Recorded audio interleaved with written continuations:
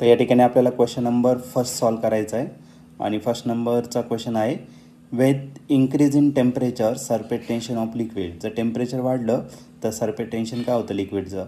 तर या ठिकाणी एक्सेप्शन्स दिलेले आहे तुम्हाला मोल्टन कॅडमियम अँड कॉपर. हा क्वेश्चन दिलेला आहे 2010ला. कॉपर आणि कॅडमियममध्ये उलट्या पद्धतीने होतं. टेम्परेचर वाढलं तर सरफेस टेन्शन पण वाढतं आणि डिक्रीज झालं तर डिक्रीज होतं.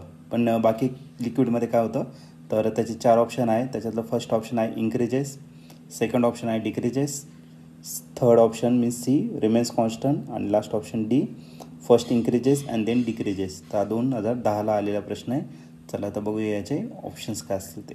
या केसमध्ये आपल्याला क्वेश्चन दिलेलं आहे with increase in temperature surface tension off liquid काय होणार.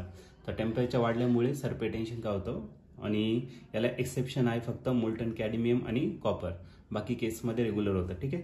तर टेम्परेचर जर वाढलं तर लिक्विड जे आहे सपोज तुम्ही लिक्विड एक कोल्ड वॉटर घेतलं आणि दुसरं हॉट वॉटर घेतलं. ओके. तर तुम्ही कोल्ड वॉटर जर घेतलं आणि त्याला जर स्प्रेड केलं तर स्प्रेड केल्यानंतर तुम्ही ऑब्झर्व कराल की तो एक ड्रॉपच्या फॉर्ममध्ये तयार होणार.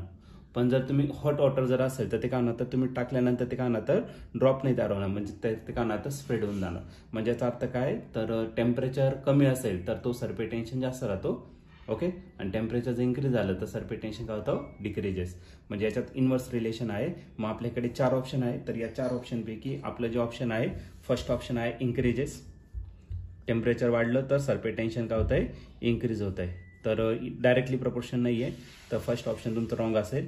बी ऑप्शन दिलेलं आहे ते काय दिलेलं आहे तुम्हाला डिक्रीजेस. तर आपलं जे बी ऑप्शन आहे तर हे बी ऑप्शनच आपलं काय तर राईट ऑप्शन आहे. B option is the right option.